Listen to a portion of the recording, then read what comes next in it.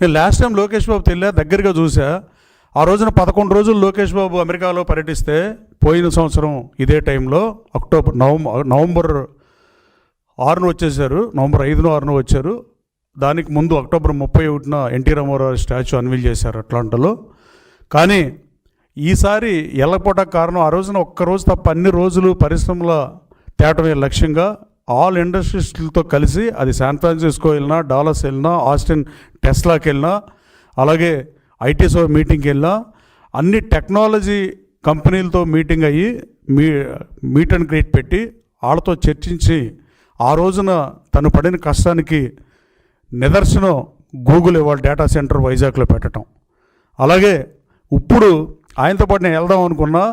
గతంలో మీ పార్టీలో 2 సంవత్సరాలు పనిచేశాన్న కనీస కనికరం కూడా లేకుండా నేను లోకేష్ బాబు పాదయాత్రలో తెలుగుదేశం పార్టీలో చేరి ఆయనతో అడుగులో అడుగేసి నడుస్తా, నేను రోడ్డు మధ్యలో లోకేష్ బాబుతో నడుస్తా, రోప్ పార్టీ ఉంటే నేను అటెంటివ్ మర్డర్ చేశాను దిక్కుమాలిన కేసులు పెట్టింది మీరు కాదా అని అడుగుతున్నా. ఆ కేసుల వల్ల నా పాస్పోర్ట్ ఎక్స్టెన్షన్కి వస్తే, ఇది ఎక్స్టెండ్ ఒక కోర్టులో ఎన్ఓసీలు వస్తేనే పాస్పోర్ట్ వచ్చే పరిస్థితి. ఓ 4-5 కోర్టులో ఎన్ఓసీలు వచ్చినాయి, ఇంకా 2 కోర్టులో ఎన్ఓసీలు రాలా. మచిలీపట్నం కోర్టులో కనుక వస్తే నేను వెళ్ళేవాడిని. మీరు అక్రమ కేసులు పెడతాం ఎవరి మీద మానరు, కనీసం నేను మీరు 2 ఏళ్ళు మీ దగ్గర పనిచేశాను, 1000 ప్రయాసాలకు వచ్చి ఇక్కడ ఉన్నాడు, మాకు అన్నం పెడితే మేము సున్నం పెట్టామని కనీస విఘ్నత కూడా లేకుండా నా మీద తప్పుడు కేసులు బనాయించారు. ఆ తప్పుడు కేసుల వల్లే నేను అమెరికా లోకేష్ బాబుతో పాటు వెళ్ళలేకపోయా. డాలస్ నా హోమ్ టౌన్, 19 సంవత్సరాలు నేను డాలస్లో ఉన్నా.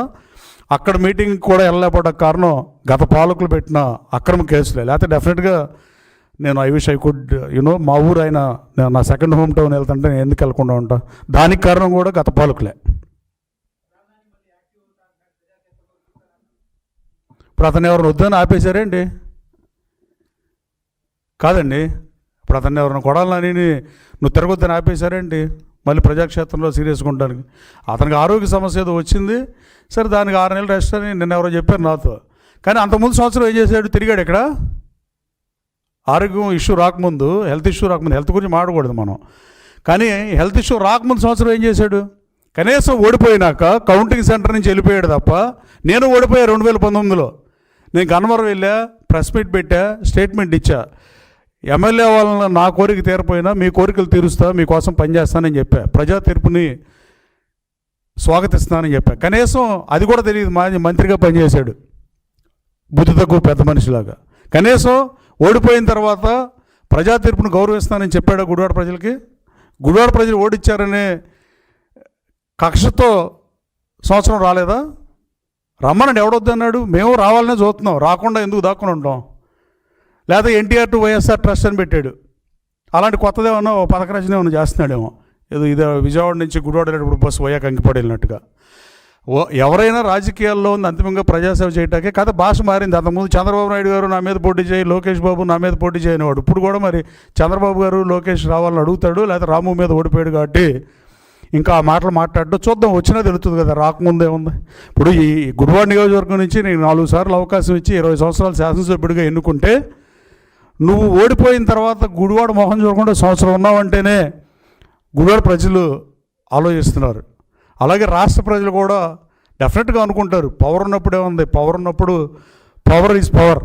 అల్టిమేట్గా పవర్ ఉన్నప్పుడు ఎవరైనా మాడతారు, ఎవరైనా ఏదైనా చేస్తారు. పవర్ లేనప్పుడు చేస్తే అది గ్రేట్. నువ్వు యాక్టివ్ అయిన గతంలో నువ్వు మాట్లాడినట్టు మాట్లాడగలిగితే వైసీపీ శ్రేణులు అంతా హర్షిస్తాయి. కనీసం నీకు ఆ దమ్ముందా? మాట్లాడితే చంద్రబాబు నా మీద పోటీ చేయి, లోకేష్ నా మీద పోటీ చేయి. నీ మీద ఎందుకు పోటీ చేస్తారు? వాళ్ళు ఇచ్చిన బీఫారం తీసుకుని 2 సార్లు ఎమ్మెల్యే అయ్యి నువ్వు వాళ్ళు ఇచ్చిన బీఫారం ఇచ్చిన అభ్యర్థి చేతిలో ఓడిపోయి పిచ్చివాగుడు వాగి ఏ రోజు రివ్యూ మీటింగ్ పెట్టకుండా, పనిచేయాల్సిన రోజు పని చేయకుండా, మంత్రిగా నీకు అవకాశం వచ్చిన రోజు నీ మార్క్ ఏముంది సివిల్ సప్లైస్ మీద? నువ్వు సివిల్ సప్లైస్ అని అది చేసే ఇది చేసానని చెప్పగలవా? నేను కేడీసీసీ బ్యాంక్ చైర్మన్గా పనిచేస్తే దాని దేశంలో నెంబర్ 1 స్థానంలో పెట్టా. 15 కోట్ల లాభాన్ని 85 కోట్లు పెంచా. టర్న్ ఓవర్ డబల్ చేసి 5,000 కోట్లు 10,000 కోట్లు చేశా. 150 మందికి ఉద్యోగాలు ఇచ్చాయని చెప్పగలను. నువ్వు చెప్పడానికి ఏమైనా ఉందా? రివ్యూ మీటింగ్ అయినా చేసావా? మళ్ళీ వచ్చి బుట్లు ఎడదామని వద్దాం అనుకున్నావా? కమాన్ రా, ఎదురు చూస్తున్నారు నువ్వు ఎప్పుడు వస్తావని.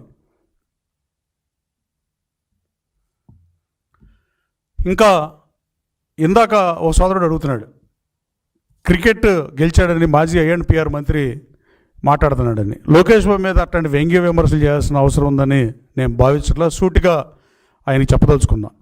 క్రికెట్ గెలిచిన వాళ్ళు, ఆడవాళ్ళు, మగాళ్ళు, అటు ఇటు కానాళ్ళు క్రికెట్ గెలిచిన వాళ్ళు అందరూ లోకేష్ స్ఫూర్తి అని చెబుతున్నారు అనేది అసలు మీరు మాట్లాడేది దుర్మార్గంగా నేను భావిస్తున్నా. క్రికెట్లో గెలిచినప్పుడు శ్రీచరణి అనే ఆవిడ క్రికెటర్, అనంతపూర్ జిల్లాకు సంబంధించిన ఆవిడ లోకేష్ బాబు స్ఫూర్తి అని చెప్పి, అలాగే తిలక్ వర్మ టీమిండియాలో మెంబర్, ఆ మ్యాచ్ గెలిచిన తర్వాత ఆయన తెలుగు ఆయన కాబట్టి లోకేష్ బాబు స్ఫూర్తి అన్నారు. అటు ఇటు కారణాలు ఏంటండి? మనం సభ్య సమాజంలో బతికేటప్పుడు భాష మీద కంట్రోల్ ఉండాలని ఆయనకి చెప్తూ, అంధత్వంతో బ్లైండ్ క్రికెట్లో ఇండియన్ టీం గెలిచినందుకు మీరు అట్లా అంటే మాత్రం అది క్షమార్హం కూడా కాదు. అటు ఇటు కానాళ్ళు అనే వ్యాఖ్యలను వెనక్కి తీసుకోవాల్సిందిగా కోరుతున్నా. అట్లాగే సీఎంకి ఇంగ్లీష్ రాదు, నాకు రాదు అని చెప్తున్నాడు. అసలు మాట్లాడేదానికి కొంచెం ఆలోచించి మాట్లాడితే బాగుంటుందని మీ ద్వారా హితం పలుకుతున్నా. ఇంగ్లీష్ రావడానికి మైక్రోసాఫ్ట్ తెచ్చింది ఎవరు? జగన్మోహన్ రెడ్డి గారు తెచ్చాడు మైక్రోసాఫ్ట్.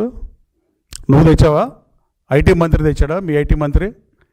మైక్రోసాఫ్ట్ ఆ రోజున 1998 మార్చిలో బిల్ గేట్స్తో సమావేశమైనా, అలాగే మళ్ళీ సియాటిల్ వెళ్ళి బిల్ గేట్స్ని కలిసి ఒప్పించి మెప్పించి తెచ్చిన ఆయనకి ఇంగ్లీష్ రాదని మాట్లాడటం సభ్య సమాజం ఏమనుకుంటుందో ఆలోచిస్తే మంచిదని మరోసారి తెలియజేస్తున్నా. అలాగే లేదంటే నువ్వేమైనా ట్రాన్స్లేటర్గా వెళ్ళావా? మనం మాట్లాడేటప్పుడు ఒకేళ్ళు మనం చూపిస్తే 4 ఏళ్ళు మనకు చూపిస్తాయి అనే ప్రాథమిక నిజాన్ని ఇప్పటికైనా వైసీపీ నాయకులు గుర్తెరగాలని కోరుతున్నా. ఈ మీ బూతులు తిడతాలు, ప్రెస్ మీట్లు పెడతాలు వాటి కాలం చెల్లింది. ఇంకా ఆ పరిస్థితి ఇంకా లేదు. అలాగే ఈ బూతులు తిడతాకే ప్రెస్ మీట్లు పెట్టే లెక్క అయితే ఈ రాష్ట్రానికి ఒరిగేది కూడా ఏం లేదు. ఈ రాష్ట్ర యువతని మీరు సర్వనాశనం చేశారు, రోడ్లు దరిద్రం చేశారు. ఆ రోడ్లు 960 కోట్లు పెట్టిన గుంటలన్నీ పూడక మళ్ళీ 2130 కోట్లు మళ్ళీ ప్రభుత్వం కేటాయించింది. కొత్త రోడ్లు వేసే పరిస్థితి, రాష్ట్రం చిన్నాభిన్నం అయింది. ఈ రాష్ట్ర ఆర్థికంగా అతలాకుతలం చేసి మీరు దిగిపోయి కంపెనీలని రానీక ఏది రానియకుండా మీరు ఏది ఆపలేరు. మీరు కనీసం రాష్ట్ర అభివృద్ధిలో కలిసి రాలేకపోయినా అసెంబ్లీకి రావాల్సిందిగా మరోసారి కోరుతున్నా. అసెంబ్లీని మేము గుర్తెచ్చం అంటే మీరు ఎలక్టోరల్కి ఎన్నికయ్యి ఉపయోగం ఏంటనేది ఆలోచించాల్సిన అవసరం ఉంది. మీ శాసనసభ్యులు వచ్చి మాట్లాడితే అగౌరవమైన భాష మాట్లాడరు. కూటమి వాళ్ళు ఎవరో తెలుగుదేశం పార్టీ ఎమ్మెల్యేలు కానీ, జనసేన పార్టీ పవన్ కళ్యాణ్ గారి ఎమ్మెల్యేలు కానీ, అలాగే బీజేపీ ఎమ్మెల్యేలు కానీ ఎవరు మాట్లాడరు. ఎన్డీఏ కూటమి ఈ రాష్ట్రాన్ని గాడిలో పెడతానికి ప్రతి నాయకుడు కష్టపడి పనిచేస్తున్నాడు.